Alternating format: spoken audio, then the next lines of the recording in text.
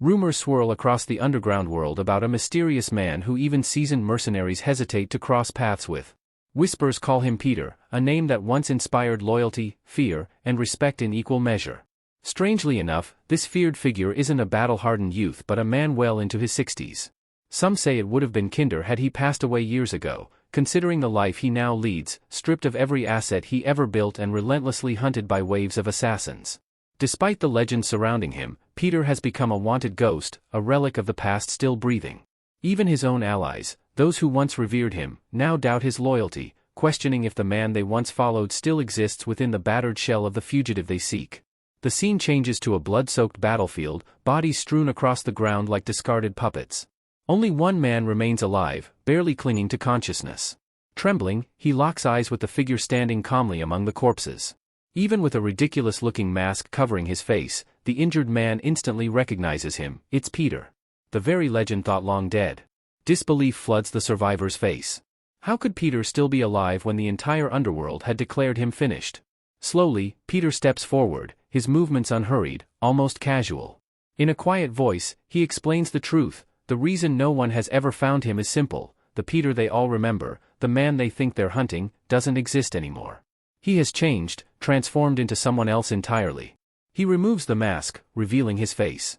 The survivor's eyes widen in shock, his mind refusing to accept the truth of what he's seeing. Peter, cigarette between his lips, raises his pistol and fires without hesitation. Then the story rewinds, 3 months earlier. Peter is behind the counter of his small, quiet bookstore, surrounded by shelves filled with aged tomes and worn covers. His hands, slightly trembling from age or perhaps something more, organize books with practiced ease. His phone rings. He answers it with a sigh. On the other end, a familiar voice scolds him for ignoring repeated calls. The caller urges him to visit the hospital before it's too late, warning that if he keeps delaying, he won't make it past the next 3 months. But Peter shows no signs of worry.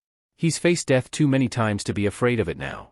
As he sweeps a pile of pills into a tin and straightens a crooked row of novels, he reflects on the life he's lived, decades of service to a cause, 50 years surrendered to an organization he once believed in.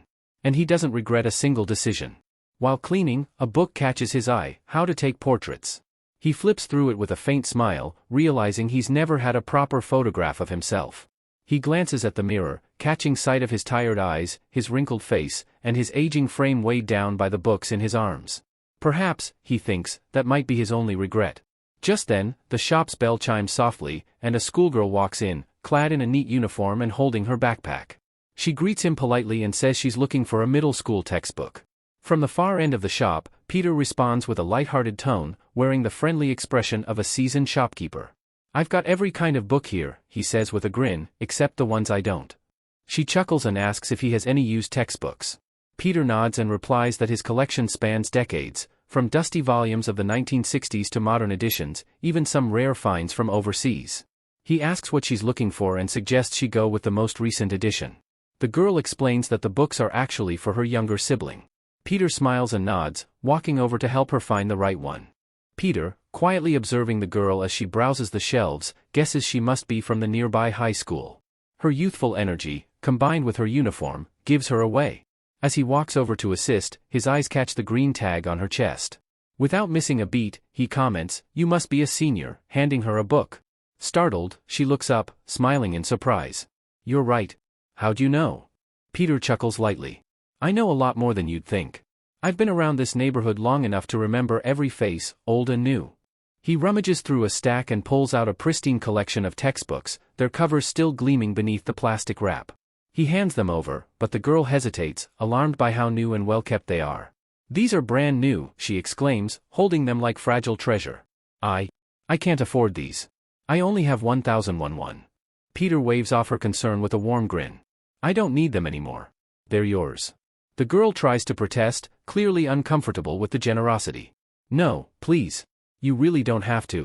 But before she can finish, Peter tears off the plastic wrap of the top book with a casual flick, making it technically used. "See? Not new anymore," he says playfully. No need to argue. Still taken aback, she opens her mouth to speak, but Peter gently cuts her off with a look. His gaze, calm and piercing, seems to peer right into her. "You love your sibling a lot, don't you?" he asks. The girl blinks, caught off guard. "How did you?" "You can see it in your eyes," he says. Take care of them while you still can. You'll regret it if you don't. His words strike a nerve. The girl grows quiet as Peter wraps the books neatly in brown paper. As she reaches out to thank him, she calls softly, "Grandpa." Peter straightens up, raising an eyebrow with a hint of annoyance. "Mister. Call me Mister, all right?" The girl giggles, then falls into a more serious tone. "Mister, have you ever regretted anything?" Peter pauses, his hands still for a moment before he answers, voice lower than before. "The older you get, the more regrets you carry. That's just life." His mind drifts for a moment, to a face from his past. A young girl, barely more than a child. His daughter. "There was a time I had to walk away from someone I loved dearly," he murmurs. "To keep her safe? I had to disappear. I don't regret the choice, but that doesn't mean it didn't hurt." Peter lets out a sigh, his eyes soft but distant. "The past isn't something we can fix. But the future? That's still in your hands. So go home. Stay close to the people who matter, and don't do anything you'll have to live with later." Just as he finishes tying the paper package, he senses it. The air shifts. A faint tension enters the room. Behind him, the girl hesitates, but her fingers have already wrapped around the handle of a concealed knife. Her gaze hardens. She's ready to strike. But before she makes a move, Peter speaks without turning. "You should walk away." She freezes. "I won't kill you if you leave now." The calm certainty in his voice sends chills down her spine. How do you know?" Peter finally turns around, his gaze firm yet strangely kind. "I've memorized every student who walks past my shop. Every face. Yours doesn't belong to that school." Her expression twists with disbelief. "That high school was only built 2 years ago. You claim you're a senior. That math doesn't check out." The girl clenches her teeth, the knife still trembling in her hand. Peter's gaze drops to the blade. "And the knife," he adds. "It reeks of blood. You tried to hide it with perfume, but I've been surrounded by that smell most of my life. I know what death smells like." She realizes she's been exposed. Peter steps back, giving her a final chance. "You don't have to go through with this." But the girl, already too deep into her mission, steels her nerves. She tells herself she has no choice, that backing down now isn't an option. Still, as she tightens her grip and lunges forward, a flicker of fear creeps into her mind. What if she's the one who doesn't walk out of this alive? She shakes the thought off. "I'm the one with the knife." But even as she charges, the image of Peter, so calm, so composed, lingers in her mind like a warning she can't ignore. Peter quietly slides the stack of books across the counter again and says, "They're still yours. I can see you weren't lying about your younger sibling. That part's real." The girl flinches. Her eyes dart to him, her expression momentarily unreadable. Then Peter's tone shifts slightly, a calm yet pointed edge forming in his voice. "But the way you speak, your choice of words, your posture, you gave yourself away. You're not just some regular high school student, are you?" The girl's breath catches. It hits her, she slipped up. She had used honorifics too naturally, too precisely. That was something only those trained within their organization would do. Peter gives a faint smile, as if confirming a long-held suspicion. "You're one of us. From Glory Orphanage, just like I was." She stiffens. "Some things never change," Peter continues, his voice cold now. "Same training. Same rules. Same cold fallback when things go wrong." He sighs and shakes his head slightly. "You're not fully trained yet. That much is obvious." The girl instinctively backs up, gritting her teeth. Peter glances toward the ceiling and mutters almost to himself, "And I suppose Plan B is in motion." Without warning, the roof above shatters. 2 armed figures crash through, ropes snapping taut behind them as they descend into the store in a flurry of debris and gunfire. Peter barely reacts before shoving the girl aside. Glass rains down. Bullets tear through shelves. One of them rips through Peter's side, piercing straight through his abdomen. Grimacing in pain, Peter rolls behind a display and pulls out a compact pistol, firing off a few quick shots in return. The girl watches in shock as the 2 men advance. One of them lunges, grabbing her by the wrist and dragging her forward while the other charges Peter and smashes a fist into his jaw, sending him sprawling across the floor. The attacker scoffs. "This is the guy everyone fears? This old man?" Before anyone can speak further, footsteps echo ominously. A bald man with a slick black trench coat steps into view. A large octopus tattoo coils from his neck up around his shaved head, each tentacle etched with precision. His presence immediately draws attention. This is the organization's informant, codenamed Octopus. Well, the tattooed man says as he strides into the wreck shop. "Peter. The legend himself. Top of the ranks. Top of the kill count. And now look at you, dying on a bookstore floor, wasting away from some illness." Peter, blood pooling beneath him, coughs once but doesn't lose his composure. If you're here just to gloat, skip it. Tell me what this is about. The octopus tilts his head, amused. Straight to business, huh? All right. The boss doesn't like you anymore. Peter blinks. That's it? He doesn't like me. The tattooed man chuckles. Let's just say you've become inconvenient. There's a bounty now. 7.6 billion won. Peter's eyes narrow. That's oddly specific. The octopus grins wider. It should be. That's exactly what you have saved in your accounts. All the money you earned over decades of risking your life, now it's the reward for ending you. Poetic, don't you think? Peter's smile is tired but amused. Fitting. I die, someone else cashes out. You aiming to collect, octopus? Oh, I intend to, he answers, and suddenly slams a fist into Peter's face. Peter hits the wall hard. Blood spatters. The second man joins in, landing another punch that sends Peter tumbling into the back room, crashing through a stack of boxes. They pause, peering into the dark room where Peter's body lies crumpled and motionless. Is he out? The octopus mutters, sounding disappointed. That was easier than I thought. He gestures at the second man. Clean this up. Burn everything. As they approach, Octopus leans in to inspect Peter's unconscious body one last time, but something feels off. Just as he squints closer. Flash. A sudden burst of blinding light detonates between them. The octopus reels back, screaming, his vision obliterated by the flashbang. In the chaos, Peter bolts from the room with surprising speed for someone his age, limping, bleeding, but alive. He ducks out the back exit, disappearing into the night. Get him, roars the octopus, still staggering. But by the time they recover their senses, Peter is gone. And the game has just begun. The moment the flashbang smoke cleared, the octopus's face twisted in fury. He barked orders through clenched teeth. Find him. He's injured, he couldn't have gone far with a bullet in his gut. The two agents nodded and burst through the rear entrance into the stormy night. Rain came down in heavy sheets, drenching everything in sight. Thunder cracked overhead as the pair sprinted through the darkened streets, scanning alleys and corners. Somewhere nearby, hidden beneath the park's jungle gym, Peter lay curled in the shadows. His breathing was shallow, strained. His blood pooled beneath him, mixing with the rain-soaked dirt. Every breath felt like a knife twisting deeper into his side. His limbs trembled. His strength, once legendary, was now betraying him. The years weighed heavy. So this is what old age feels like, he thought bitterly. Lying motionless, he let his mind drift back through the decades. He had given everything to the organization. While other boys his age were attending school, struggling through homework, he was being trained to slit throats in the dark. While they learned history and algebra, he learned how to listen through walls until his ears rang with static and secrets. While his peers were experiencing first love, he was deep undercover in Russian territory, known only as Agent Frostbite. And when they were planning weddings or naming their newborns, Peter was crouching behind enemy lines, trading his sanity for survival.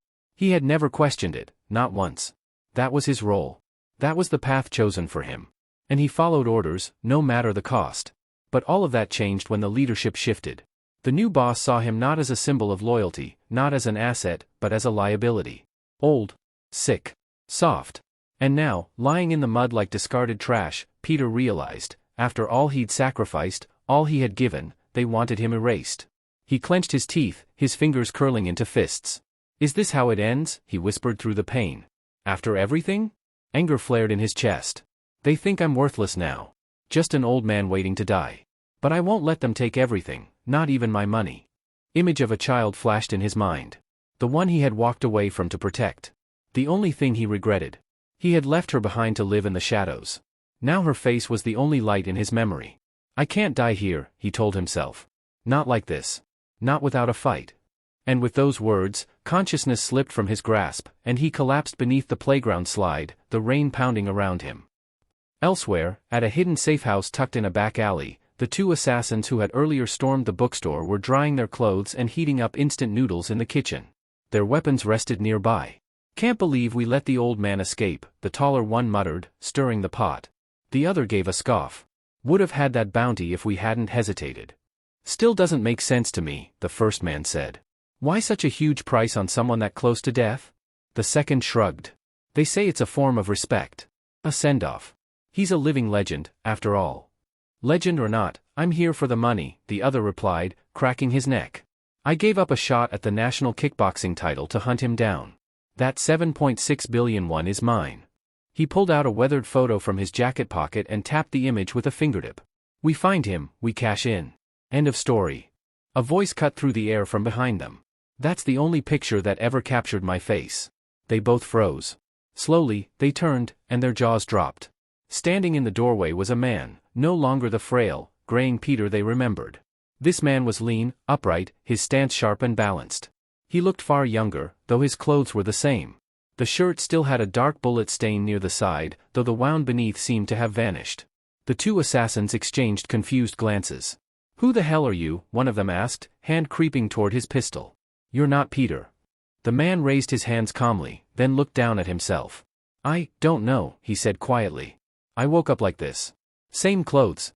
Same wound," he pointed at the blood-soaked fabric, "but something's changed. I am Peter. And yet, I'm not."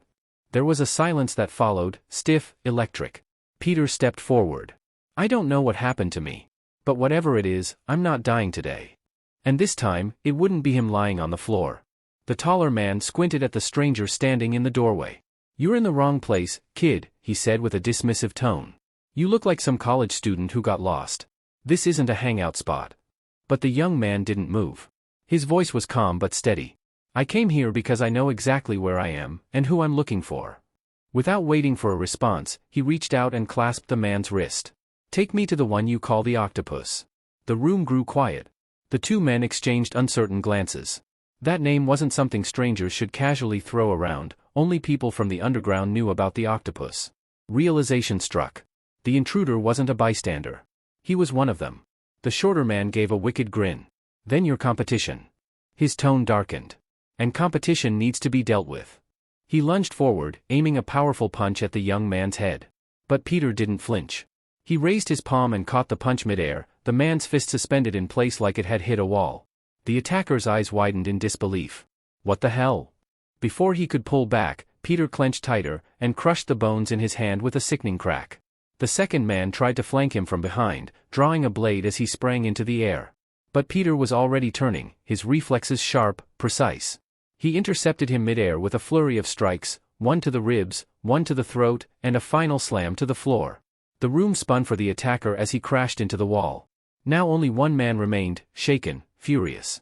He grabbed a knife off the counter and pointed it toward Peter, demanding, "Who the hell sent you?" Peter tilted his head, unfazed.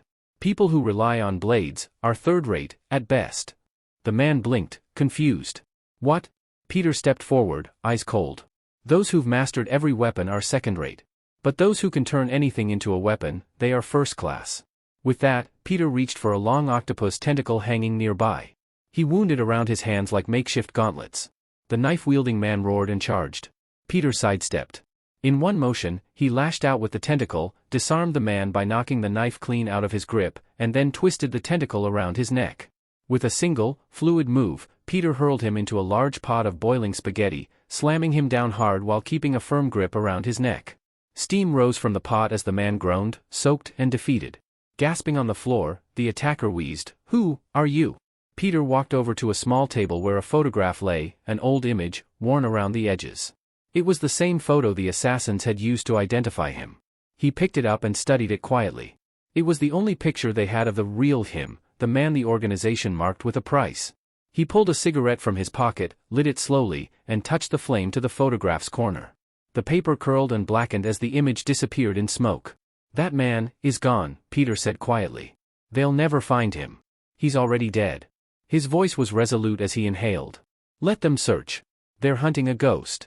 Meanwhile, a luxury black Mercedes rolled through the city, cutting through the rain-slick streets. Inside sat the octopus, code name for the organization's informant, his heavily tattooed scalp glistening under the car's dim ceiling lights. Beside him sat the young girl from the bookstore, bound and silent. "We had him," Octopus muttered, tapping his fingers against the window. "He was right there. And we let him slip." He sighed deeply, his mood sour. "Soon enough, he'll be a walking target. Every hunter across the country will be on his trail. But we need to get to him before they do." The girl remained quiet. Octopus glanced at her. "He doesn't have long anyway. The cancer should kill him, but still, I almost feel sorry for the guy. Maybe I should be nicer to my subordinates before my time comes." Back in a dimly lit room, Peter stood shirtless before a cracked mirror, staring at his reflection in disbelief. His skin was smooth. His posture straight. His arms, once wiry with age, were lean and muscular again. He reached down to his abdomen, no wound. The bullet hole had vanished, and with it, the gnawing pain that had plagued him for months. Even the cancer, the thing that had been eating him alive, was gone. He turned his head side to side, studying every inch of the stranger in the mirror. But it wasn't a stranger. It was him. A version of himself he hadn't seen in decades. How? He muttered under his breath. There was no answer. But one thing was clear, whoever was hunting him wouldn't recognize this face. Not anymore. But Peter wasn't foolish. He knew the underground always had its ways. They'd follow leads, track rumors, sniff out patterns. But they wouldn't find that man, the aged, weakened agent from before. That Peter was history. He quickly discarded his bloodied clothes. They no longer fit him, in size or in identity. As he stepped into a nearby hallway, he heard voices, two thugs lounging near a vending machine, puffing cigarettes. Peter approached calmly. "You too," he said, his voice sharp. "This is a non-smoking area. Take it outside." They turned with annoyed expressions. As Peter confronted the two thugs loitering near the restroom, he calmly reminded them, "This is a non-smoking area. Take your cigarettes outside." The shorter one scoffed. The larger thug, broad-shouldered and grinning like a bully from a high school hallway, stepped forward with mock amusement. "Look at this guy," he laughed. "Got some nerve." Peter didn't flinch. He remained still, almost bored. "Did you not hear me?" he asked again, voice cold and firm. "This isn't the place to smoke." That made the fat thug frown. "You've got a smart mouth, young man," he said, then gave Peter a light slap across the cheek, more insulting than painful.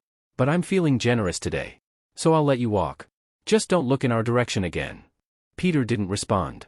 He simply turned and walked away, quietly closing the restroom door behind him. The thugs chuckled, assuming he'd backed off in fear. But a soft click echoed through the room, the sound of a lock sliding into place. Peter turned back toward them. "I was hoping not to waste my time," he muttered, rolling up his sleeves. "But it seems you both need a proper education." The thugs froze, their amusement quickly turning into confusion. The fat one snarled and charged again, winding up for another slap. This time, Peter struck first, his fist slammed into the thug's gut with brutal force. The man's feet left the ground as he was launched backward, crashing against the wall before collapsing like a bag of bricks. The second thug staggered, shocked, then pulled a small pocket knife from his back pocket and flicked it open. He waved it threateningly, barking, "Do you even know who you're messing with?" Peter eyed the weapon with disinterest. "No," he replied. "And I don't care." He took a step forward, studying the thug's grip on the blade. "But I do know one thing," Peter continued calmly. "You're holding that knife wrong. The angle of your wrist? If you try to swing like that, you'll slice your own finger before you reach me." The thug blinked in confusion. Peter tilted his head. When someone plans to use a knife, their arm shouldn't be positioned like that, not if they want to keep it. The thug, frustrated, lunged without thinking. But Peter was already moving. He struck the man's hand with a sharp, precise blow, knocking the blade clean out of his grip, and followed with a lightning-fast chop to the neck. The thug hit the ground hard, clutching his throat, gasping in pain. Standing over him, Peter spoke coldly. "You didn't try to stab me. If you had, you'd already be dead." The man coughed and looked up in fear. Who the hell are you?" Peter crouched beside him.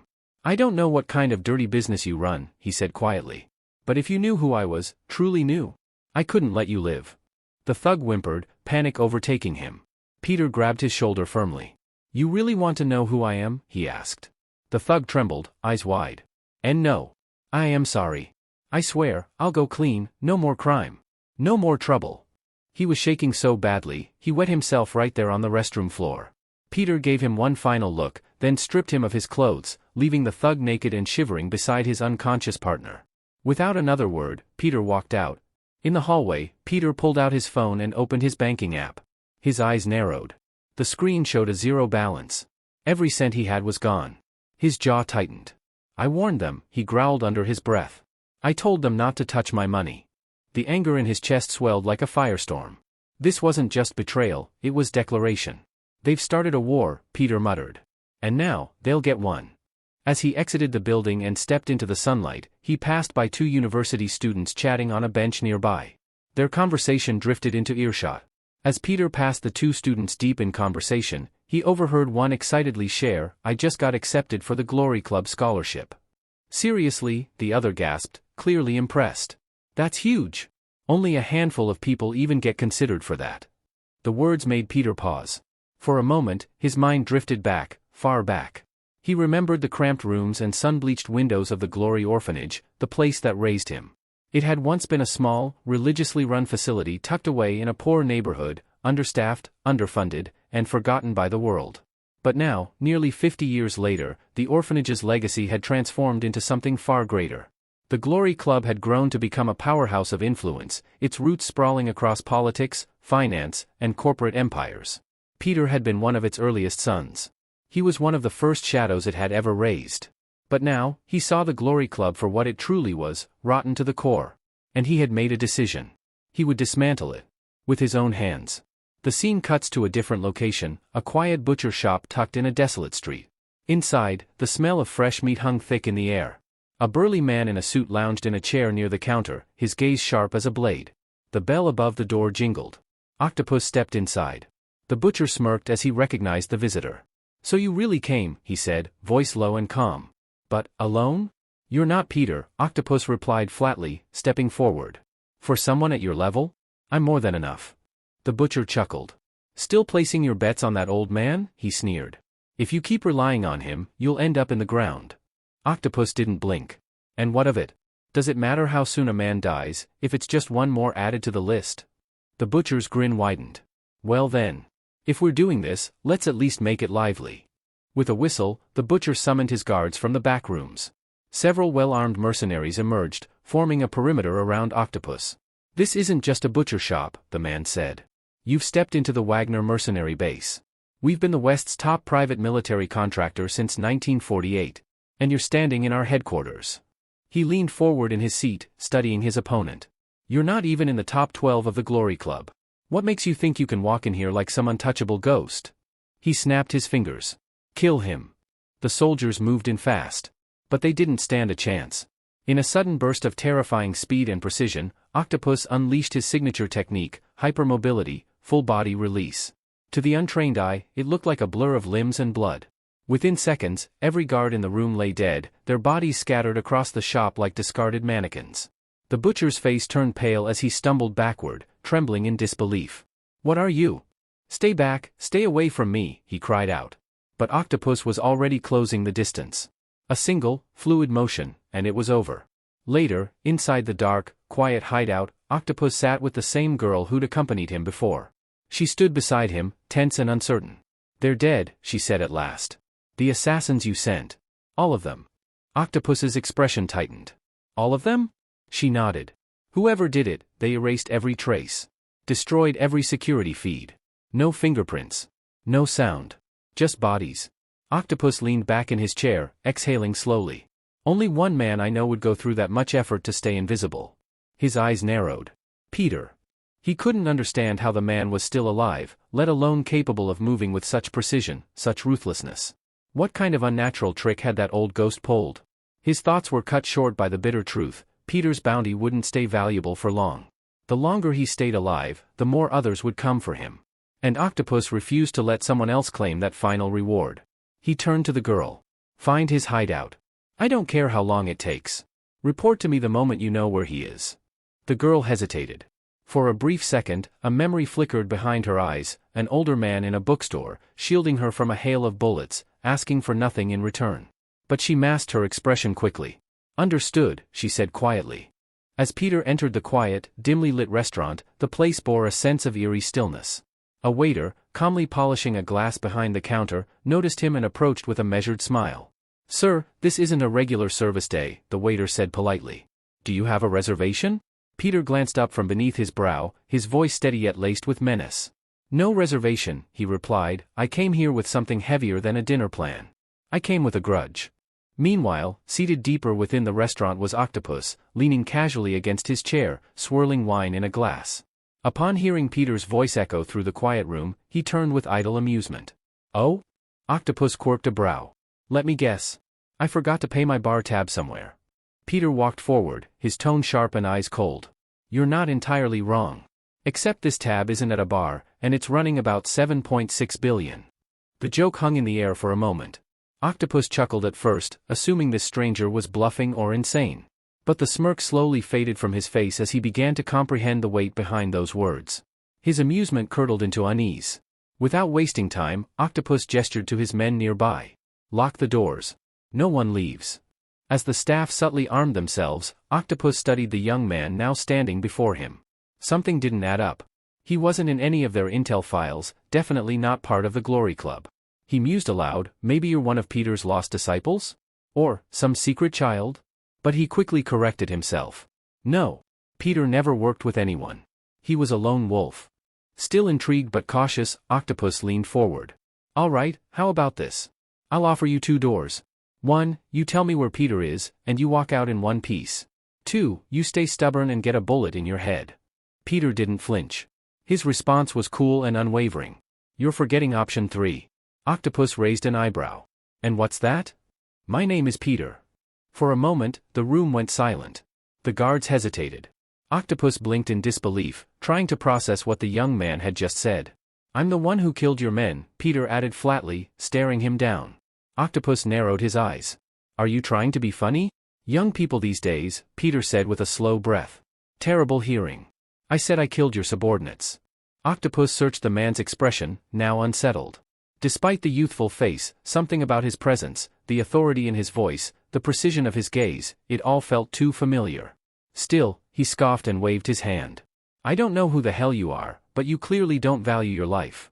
He motioned, and both the girl beside him and the armed waiter raised their weapons. Tell me your connection to Peter, Octopus demanded once more, his voice hardening. Peter shifted his gaze toward the girl drawing her knife. Calmly, he replied, there's a way for you to find out. Octopus cocked his head. And that is? Peter smiled faintly. You'll have to kill me first. At that, Octopus's grin returned, but this time, it was razor-sharp. Perfect, he said. Because killing is what I do best. Octopus subtly raised 2 fingers, signaling the waiter nearby. The server nodded and reached beneath his apron, drawing a compact pistol. Octopus leaned in with a smirk. Make sure he's still breathing when you're done, he said casually. Without hesitation, the waiter raised the weapon and fired. But in that instant, Peter's hand moved like lightning. With surgical precision, he flicked a single chopstick across the room. It whistled through the air and embedded itself directly into the waiter's throat. The man's eyes widened as blood gurgled in his mouth. He collapsed instantly, choking on his own breath as life drained from him. A stunned silence fell over the room. The young girl, who had prepared herself for a fight, stood frozen in disbelief. She stared at the body of the waiter in utter shock. No one in her unit could have pulled off a move like that. Meanwhile, Peter nonchalantly reached for another pair of chopsticks, calmly resuming his meal like nothing had happened. Octopus, now genuinely intrigued, stepped over to inspect the fallen waiter. He chuckled as he crouched beside the body. Impressive. Very flashy, he commented. Tell me, which club trained you? You're not bad for a freelancer. He stood upright and looked Peter in the eye. You know, he continued, there's always room for talent in the Glory Club. Why don't you join us? But Peter didn't respond. Then, without warning, Octopus's face twisted into a grin as he reached under his coat and suddenly pulled out a handgun, unleashing a hail of bullets in Peter's direction. The moment the shots rang out, Peter dived behind the table for cover. As bullets tore through the wood, he hurled a glass bottle filled with chili sauce to the floor. It shattered, and red liquid spilled out beneath the table. Octopus paused, watching the sauce spread. Mistaking it for blood, he laughed. Did you really think a table could protect you, kid? He taunted. I hope that taught you a lesson about underestimating bullets. He approached slowly, gun still raised. I'll give you one last chance. Who are you to Peter? A student? A clone? Talk. He marched over to the overturned table and swiftly stepped behind it, only to find it empty. Octopus froze. No body. No blood. Only the fiery scent of chili sauce. His instinct screamed too late. From above, Peter suddenly dropped down like a shadow. As he landed, he spit a mouthful of the chili sauce directly into Octopus's face, blinding him. Disoriented, Octopus stumbled backward, cursing and flailing. Peter seized the opportunity. He twisted Octopus's wrist, knocking the pistol from his grip, and followed up with a brutal punch straight to his jaw. Octopus reeled from the hit, barely conscious, vision spinning. Blood streamed from his mouth. Before he could recover, Peter stepped behind him and delivered a violent twist to his head, snapping it halfway around. Octopus dropped like a puppet with cut strings, his head tilted grotesquely in the wrong direction. Peter gave him one last look, then turned and walked away without a word. Flat on the floor, his breathing ragged, Octopus could barely keep his eyes open. His vision blurred, but his thoughts remained sharp. All my battles, all the opponents I've faced, no one's ever dismantled me like that. As he lay there, helpless, his mind drifted back to his youth, his days in the training facility. He remembered his mentor's words. One day, you'll face someone stronger than you. When that day comes, don't confront them directly. Distract them, mislead them, and then strike. Octopus had taken those words to heart. He developed a secret counter-technique based on that very philosophy, one no one else in the Glory Club knew about. Lying broken and gasping, he whispered to himself, "Looks like I'll have to use it." Octopus, bleeding and disoriented, lay sprawled across the shattered floor. But even in his battered state, instinct kicked in. Memories of brutal training sessions flooded back, scenes of his mentor pushing him beyond his limits. Back then, his instructor drilled a single idea into his bones. If you can control their body, you control the fight. From that doctrine, Octopus developed a grappling style unlike any other, a twisted fusion of submission holds and joint locks. He trained until his grip could crush bone, until no one could escape once caught. That technique had never failed him. But his mentor had given one last warning too. No matter how strong you think you are, never, never, turn your back on your opponent. That's how you die. Octopus had long believed he'd surpassed the need for that warning. Until now. Just as Peter turned his back to leave, Octopus's fingers shot out and wrapped around his ankle. With an explosive spin, he wound his body around Peter's leg, then torso, locking his limbs in a deadly entanglement. Peter was yanked to the floor. Octopus began applying pressure, crushing joints with the precision of a seasoned martial artist. Bones creaked. Peter let out a sharp breath. "Back when you were still learning to walk," Octopus growled, "I was already twisting people into corpses." Peter remained calm despite the pain. "How long," he asked, his voice even, "does it take to finish this move?" Octopus blinked. The body he had in his grip wasn't Peter. He looked down. The man he was coiled around was the dead waiter. His mind reeled. When? He turned his head and saw Peter standing several feet away, completely unharmed, eyes locked on him. Octopus felt a cold rush of fear. He'd never been tricked like this, not in all his years of combat. This wasn't just a skilled kid. This was a monster in a human shell. His arms trembled as he let go of the waiter's corpse, still trying to grasp what had just happened. Peter stepped closer. "You've been doing this for decades, right?" And yet, he trailed off. Octopus stared in horror, a lifetime of confidence crumbling. Could he be one of the 12 disciples? No, stronger. Desperate, Octopus raised his hand. "Wait. Let's talk." Peter paused, curious. "I get it," Octopus stammered. "You're better than me. Just don't finish this. I'll make it worth your while." He lunged and yanked the girl from behind a pillar, grabbing her like a shield. "I'll give you her," he said, panting. "Do whatever you want with her. Just let me walk out of here." The girl struggled, disgusted and furious. "I'd rather die than." "Shut up," Octopus hissed at her, slapping her to silence. Peter narrowed his eyes, then, unexpectedly, nodded. "You Glory Club guys love making deals when you're scared, huh?" He reached forward and caught the girl as Octopus shoved her toward him. Then, without looking back, Octopus bolted toward the exit. He called out over his shoulder, "I'll pretend none of this happened. She's yours now." But he froze mid-step when he heard Peter call out behind him. "Nice technique, by the way." Octopus turned slowly. Peter stood still, gaze piercing. "But your master forgot to tell you one thing." Peter's voice dropped, mimicking the very tone Octopus's trainer once used during sparring. "Turn your back when you think it's over, and you'll lose your head." The blood drained from Octopus's face. That phrase, it was word for word what his mentor had always told him. His eyes widened. "It can't be." Peter cracked his knuckles. "You said no one who fought you ever lived to tell the tale, right?" He sprinted forward like a blur. Before Octopus could scream or run, Peter was already on him, arms, legs, fists twisting him like a rag doll. Every joint popped. Every limb bent the wrong way. Octopus felt his spine snap as he was twisted like a corkscrew, then hurled down. His body hit the ground in a sickening pile, bent and broken. The light left his eyes. Peter exhaled, turning toward the exit. The scene cuts. On the rooftop of a high-rise building, the leader of the Glory Club, shirtless and wearing only training shorts, was mid-exercise. His muscles gleamed with sweat as he moved with perfect form, unaware that one of his senior members had just died. But a cold shiver crept down his spine. Something had changed. The Glory Club's leader, a towering figure carved with muscle, standing under the open sky on the rooftop of his skyscraper. Sweat glistened off his bare torso as he finished his final set of push-ups, his back rising and falling like a machine, revealing a striking tattoo of a woman's face inked across his spine. Before he could relax, a subordinate burst onto the rooftop. "It's confirmed," the subordinate said. "Octopus is dead." The words seemed to hang in the air. The boss didn't flinch. He killed 4 of our elite men. Not a trace left behind. The boss stared coldly into the distance. No evidence? Nothing. CCTV wiped clean. No witnesses. The leader's jaw tightened. Then he's not just some punk. He stepped toward his subordinate and spoke firmly. Put out an SSS-level bounty. 7.6 billion won. The subordinate's eyes widened in shock. That level of bounty was reserved for only the most dangerous threats.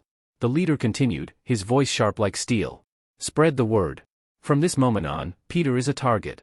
Any member of the Glory Club, if they see him, they're allowed to kill him. No restrictions. Cut to the bustling city streets, bright lights flashing, traffic buzzing, crowds moving in every direction. A boy tugged on his father's sleeve and pointed upward. Dad! Look, they started again. People stopped in their tracks, turning their heads toward the large digital billboard high above the intersection. It showed a familiar face, Peter's old photo, plastered beneath a seemingly harmless ad about helping the elderly and the homeless. A phone number flashed below it, supposedly for donations. Flyers began circulating. Glory Club agents in disguise handed them out to passers-by. One of them approached Peter himself, unknowingly. Sir, would you be willing to help? Just 20,000 won a month can support a homeless elder. Peter took the flyer, glanced at it, and crumpled it in his hand. Glory Club?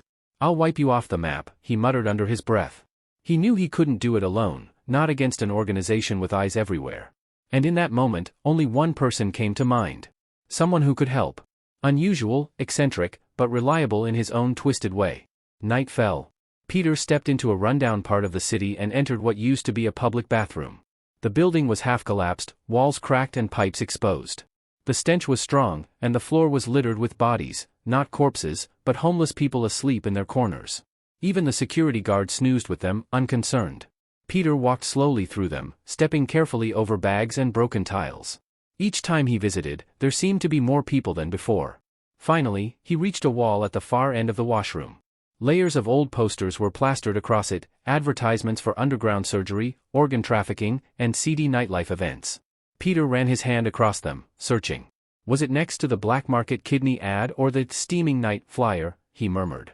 He found the spot and pressed a hidden button embedded behind the wallpaper. With a mechanical creak, part of the wall slid open, revealing a narrow stairwell cloaked in darkness. He stepped inside and let the door shut behind him. At the bottom of the stairs, the atmosphere changed entirely. He entered a hidden apartment, a luxurious space that looked nothing like the world above. Soft lighting bathed the room in a warm glow. Velvet curtains hung over wide windows, and polished wooden shelves displayed a stunning collection of imported wine. Peter smirked. Same place, same taste. Still feels like a different world. He walked further in, admiring the ambience. Doesn't matter how many times I come here. This guy knows how to live. But then, a cold, sharp touch pressed against his neck. He froze. Turning his head slowly, he found himself staring at a slender woman in black. She held a long metal stick, its pointed end resting right against his jugular. Her eyes were calm, unreadable. Peter raised his hand slightly, a grin forming on his lips. Still as dramatic as ever. Peter noticed something peculiar the moment the tip of the weapon left his throat. Her eyes didn't follow him. Instead, her face tilted slightly, as though listening to the air currents, the faintest creak of his step, or even the shift of his breath. That's when it clicked. She's blind. His gaze wandered around the luxurious apartment. The pristine wine collection, the velvet curtains, the antique furniture, none of it made sense for someone who couldn't see. To Peter, it all seemed meaningless. But before he could dwell on that thought, a low growl interrupted him. A large, jet-black dog stood between them, muscles coiled and eyes burning with suspicion. Its name, Peter remembered, was Alexander. The dog barked aggressively, hackles raised and fangs bared, clearly not happy to see him. Across the room, the woman tilted her head slightly, and a faint smile crept onto her lips. That voice, so young, she muttered. I suppose it's been a while since I had to clean up a corpse. Despite her lack of sight, she stepped forward confidently. Her nose twitched ever so slightly, as if catching Peter's scent like a predator honing in on prey. You're not a beggar, she murmured. Too clean. And your scent, it's not desperation, it's blood. You're here to kill, aren't you? She didn't wait for a reply. In a swift, practiced motion, she spun her stick and swung it toward Peter. Her aim was uncanny, each strike just barely missing his head, chest, and ribs. Peter dodged them all with calculated ease, silently impressed. She's blind, but her accuracy is better than most trained fighters. She didn't stop. Her attacks kept coming, her posture smooth and confident. At one point, she even warned him in a mock-scolding tone. "Careful, killer boy. These walls are worth more than your life. Don't ruin the wallpaper with your flips and tricks." Then, without hesitation, she hurled her stick like a javelin. It sliced through the air so fast Peter had to shift sharply to avoid it. The stick embedded itself into the wall beside him with a heavy thud, quivering from the force. Peter blinked at the spot. Is she even blind? No time to ponder. She launched herself at him, attempting a spinning kick. "Not bad for a blind woman, huh?" she quipped midair. Peter smirked.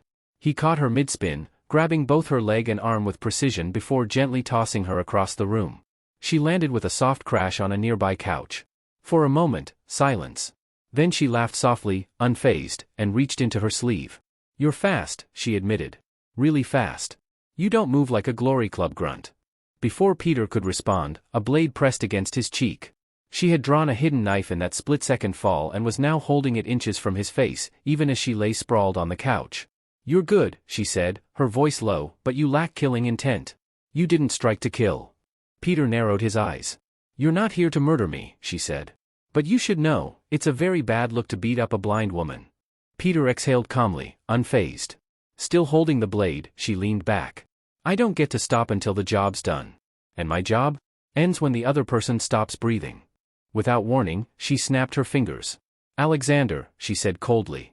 "Kill." The dog didn't hesitate. With a growl, it charged at Peter like a black bullet. Its teeth glistened, ready to rip through flesh. But what happened next made even the blind woman sit up in shock. Peter didn't move. Instead, he knelt down, whispered something too quiet to hear, and Alexander stopped. The dog stared at him. Tensed. Then his ears relaxed, tail wagged, and he rolled over, completely disarmed, inviting Peter for a belly rub. Peter obliged, rubbing the massive beast's stomach as it wiggled happily on the ground. The woman's mouth parted slightly in disbelief. A few minutes passed. The tension in the room faded. The woman, now resting with one leg crossed over the other, popped open a bottle of Jack Daniels and poured 2 glasses. She handed one to Peter. "So," she said, sipping. "You're not with them anymore, are you?" Peter took the glass. "No. The man I used to be, the old one's gone." He smirked. "What's standing here now is the version they trained in secret. The one they thought they buried." The blind woman still couldn't wrap her head around Peter's transformation. Despite hearing his voice and feeling the shift in his presence, doubt lingered in her expression. She slowly approached him, her fingers reaching out cautiously before settling on his face. She ran her hands across his features, cheeks, jawline, brow. Her fingers moved with the care of someone reading a story through Braille. "Your skin, it's soft. The scent of that old man is gone too," she muttered, more to herself than him. Even after minutes of touching his face, 15, then 20, she seemed reluctant to believe what she was feeling. Eventually, she let out a baffled sigh and, without warning, collapsed dramatically onto the couch beside him. "So, that's how you died?" she asked in a tone that was half sarcastic, half curious. Peter looked at her, puzzled. "What are you doing?" "Trying to figure out the exact pose you were in when you died," she replied as she twisted her body into different odd positions. "Maybe posture is important. Or was it the method? Gunshot? Poison? A knife to the back?" Her face turned serious as she leaned in, genuinely desperate. "Tell me, Peter. How did you do it? How did you die and come back like this? I want to try it too." Before Peter could answer, a single throbbing boil formed comically on her forehead. Peter had flicked her head to shut down her spiraling questions. "Let's talk about something else," he said firmly. She rubbed her forehead and sat up straight, her tone shifting. "So, are you really planning to go after the Glory Club alone?" Peter gave a small nod. "Yes. And how exactly do you plan to do that?" "I'm going straight into the heart of it," he replied. "Using the eye of the storm." Her brow arched. "What the hell is that?" Peter leaned back. "It means going back in, becoming one of them again. Let them think I'm theirs. And when they least expect it, I bring them down from the inside." The woman looked horrified at first. "You're insane." But then, her expression slowly shifted. Realization dawned. "Wait, no. That could actually work," she whispered. "You look nothing like you used to. No one would ever guess. You're a completely different person now. A ghost with no past." She smirked. "Whatever trap they set for you, you'll already be inside it, waiting." Peter stayed silent, but her smile grew. "Clever boy," she said, and suddenly yanked his tie with a playful tug. "You're starting to scare me." He pulled back slightly, clearly uncomfortable. "You're way scarier than I'll ever be." Let go. Laughing, she let go and leaned back into the couch. Her tone shifted once more, serious and thoughtful. There's just one problem. You can't just walk back into the Glory Club. To be accepted, you need to come through the Glory Orphanage, and that's not something a grown man can redo. Peter nodded slowly. I already graduated. But now, in this younger body, I'm just another outsider. Exactly, she said. You don't exist to them anymore. Peter's eyes sparkled with resolve. Then I'll exist again. I'll start from the beginning. She looked confused. What do you mean? I'll enroll in the Glory High School, he replied, his voice steady. That's my way back in. She tilted her head. A school? What kind of organization is this? They run orphanages, schools, and turn their graduates into trained killers. Peter didn't respond. He had no answers, just a goal. Some time later, Peter, now registered under a new identity as Kim Sun-gu, walked through the massive front gates of Glory High School. Students buzzed around the courtyard, their uniforms crisp, their faces full of adolescent energy. As he passed through the main path, heads turned. Girls whispered and giggled, clearly captivated by his flawless features and fit physique. His calm aura and mysterious demeanor only made him more attractive. Peter didn't acknowledge any of it. This was the start of his infiltration. Behind the name Kim Sun-gu, the assassin named Peter had returned. And this time, he wasn't here to serve. He was here to destroy. He was already gathering attention. A girl approached him with a cheerful smile and said, "Time to head toward the auditorium." Her words were polite, but her eyes lingered a bit longer than necessary. Even one of the female teachers leaned a little too close, her intentions not subtle. But Peter remained unmoved, unaffected by the attention he was drawing. None of this mattered to him. Inwardly, Peter studied the institution. From the outside, it appeared like any prestigious private school, polished corridors, disciplined students, proud banners hanging off pristine walls. But beneath the surface, he knew the truth. This was not just a school. It was a factory, designed to produce cold-blooded killers. And deep within the school's hidden levels was a secret program known only to a few, the Killer Intensive Class. It was there, and only there, that the real training began, the art of silent assassinations, precision strikes, manipulation, and psychological warfare. Peter knew that if he wanted to infiltrate the Glory Club's inner circle, he needed to be part of that program. And to get in, there was only one possible path: make himself indispensable. As he moved through the crowd toward the auditorium, students from all directions stole glances, their admiration thinly veiled. Girls whispered to one another. Even boys took a second look, clearly sizing him up. But Peter wasn't here to be a heartthrob, he had a mission. Today was the girls' original ballet grand prize ceremony, held in the grand auditorium. Students began filling the seats as performances were about to begin. Just as Peter stepped into the hall, his earpiece crackled faintly. The voice of the blind woman reached him. "Remember, Peter," she said calmly, "only those who graduated from the orphanage can join the killer class. How do you plan to get past that?" Peter's eyes narrowed. "There's one exception," he murmured. "Rare, but possible. If the management themselves take interest." The blind woman, now sitting at home beside her dog Alexander Macking, went still as she realized what he was about to attempt. Without hesitation, Peter strode up the stage steps and took the microphone from the presenter, cutting into the ceremony. The spotlight hit him, and the auditorium fell silent in confusion. "I'm Kim Sun-gu," he said plainly. "Your new transfer student." Murmurs spread through the hall. Students whispered, teachers exchanged glances, and phones began recording. Peter ignored them all. "I have a passion," he continued, scanning the crowd with unshaken confidence. "I love to fight." Gasps echoed through the space. "I'm not just here to study," he added. "I'm here because I'm a killer." Back at her home, the blind woman clutched the armrest of her couch, stunned. Even Macking gave a surprised bark. Far beneath the school, behind veils of secrecy, a group of faceless individuals with glowing crimson eyes watched the live feed. Each one armed to the teeth, listening intently. Peter leaned toward the mic with a slight smirk. "Oh, and one last thing." He paused. The silence in the auditorium was deafening. "I'll be the first killer who's top of the class in both combat and academics." He stepped back with a warm smile and added, "Take care of me while I'm here." That closing line triggered a storm of reactions. In a dormitory, a student laughed aloud, showing the clip to a group of friends. "This guy thinks he can be an academic assassin." Another student beside her muttered with raised eyebrows, "Still, that kind of confidence, it's something else." Suddenly, the girl with the phone was shoved aside. A bulky figure with a deep scar across his lip stepped into frame. His heavy footsteps echoed as he led a small group toward Peter. Peter noticed immediately. So it begins, he thought. They've taken the bait. The scarred student approached with a scowl. Hey, killer, he sneered. Did you think you could just stroll in and seduce Yejin? Peter blinked. Who? The boy's face twisted in pain. Don't play dumb. I'm Jang Yasel. And I've been with Yejin for 20 days. We've been crowned as the Divine Honor High's most romantic couple. Peter raised an eyebrow. That's enough time to fall in love, all right? Jang snapped, tears threatening to form. You stole her from me. And now, I'll steal your teeth. With a furious shout, Jang hurled himself at Peter, aiming a wild punch at his face. But Peter's body moved like a shadow, swift and fluid. He ducked with ease, sidestepped the strike, and landed a counterpunch with precision. Jang staggered backward. Despite his emotional outburst, Jang Yasel wasn't just another thug. He was infamous for conquering the Mapo district with nothing but his fists. People feared him. But Peter wasn't just anyone either. He had lived a lifetime more than any of them. And this time, he was going to conquer something far more dangerous than a district. He was going to conquer the entire Glory Club. For the very first time in his life, Jang Yasel felt something he had never known, true fear. As Peter's fist closed in, time seemed to slow. Jang could feel the pressure in the air from the sheer force behind the punch.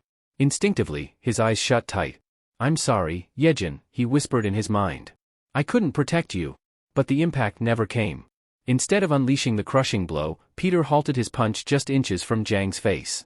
He let out a short breath, smirked, then casually raised his finger and flicked Jang hard on the forehead. A loud snap echoed. Jang dropped to the floor with a thud, groaning as he clutched his forehead, which had already begun to swell.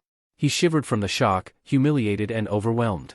Meanwhile, Peter remained upright, his expression calm and unreadable as he stared down at him. Then came the teacher. With an enraged shout, a disciplinary instructor stormed into the auditorium, waving a red card high in the air like a battlefield signal. You there. Who told you to start a fight here? He stomped up to Peter and, without a second thought, pinched Peter's cheek aggressively like an angry uncle disciplining a child. What does your father do, huh? Who raised a brat like you? Peter blinked, annoyed but composed. My father's dead. The teacher froze. The words struck like a stone skipping across a lake, unexpected and heavy. Oh. I see, the teacher mumbled, instantly deflating. I'm sorry to hear that. But he still didn't release Peter's cheek. With an awkward cough, he turned sharply and began marching away, dragging Peter by the cheek as he barked, Come with me. You've got a lot of explaining to do. Who do you think you are? Peter sighed and muttered under his breath, I am following you. Meanwhile, Jang Yasel groaned and pushed himself up from the ground. He pointed at Peter and shouted, Let go of me, you psycho. One of the nearby students leaned in and said dryly, Dude, he's not even touching you anymore. The hallway filled with whispers. Behind the scenes, the shadowy figures from before, hidden beneath cloaks, their red eyes glowing ominously, watched from the surveillance room once more. A secret cabal of advanced assassin trainees. What do we do with him? One voice asked. Let's wait. See what he's capable of, said another. Ha, this is getting entertaining, a third chuckled. But one wasn't amused. We should just kill him now. Their glowing eyes flickered with silent tension as they reached no consensus. Back in the hallway, students watched the spectacle unfold. Some murmured, that new guy is seriously unhinged. Others smirked, saying, he's in his main character arc, love that energy. Among the onlookers, a girl froze in place. Her expression turned pale the second she recognized the face being dragged by the cheek. It's him. Yunbial's mind raced. She couldn't believe what she was seeing. The man who had once cornered her, the one the octopus gang had tried to trade her to in exchange for their lives, was now here. Not just here, he was a student in the same school. She remembered the cold night at that rundown hideout. How the leader of the octopus offered her as a bargaining chip, trembling before Peter.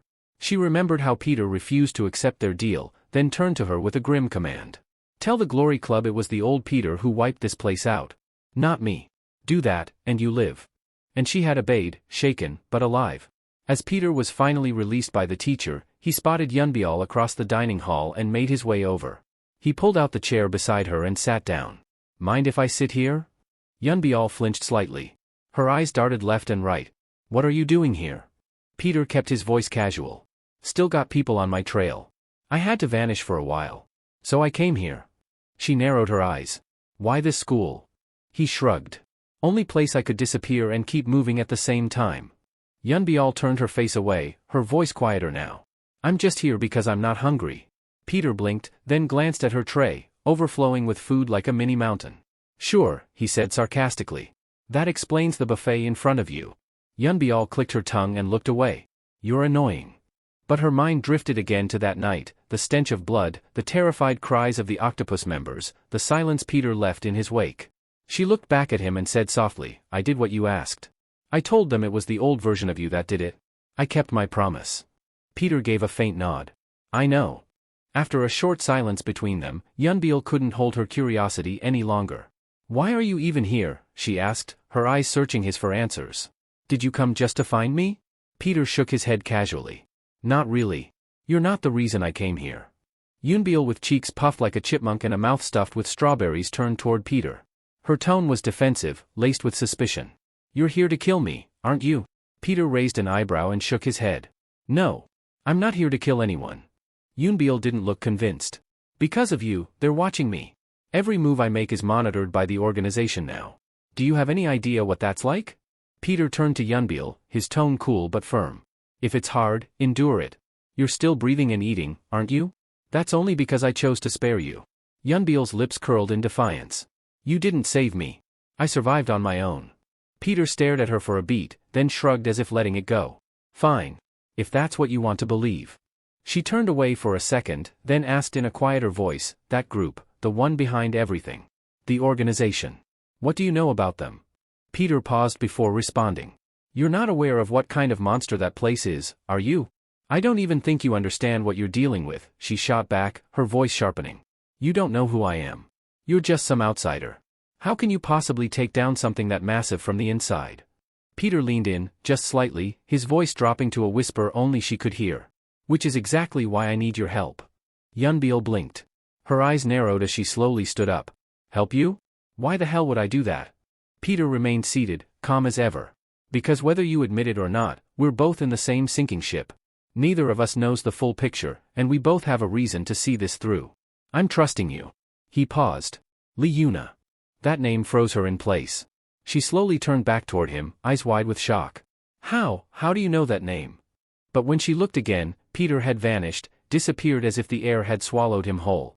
The cafeteria buzzed on like normal, oblivious to the intensity that had just passed between them. The scene transitions. Outside on the sunlit school field, excitement surged through Divine Honor High School. Banners fluttered. Students in colorful jerseys gathered, warming up for the highly anticipated athletic competition. All eyes were on one name, Jonathan. Nicknamed Divine Bolt by his classmates, Jonathan was the undefeated sprint king. He held the 400-meter record for 3 straight years and was regarded as the fastest student in school history. Today was supposed to be his victory lap, his final race before graduation, his moment to leave his legacy untouched. But there was one problem.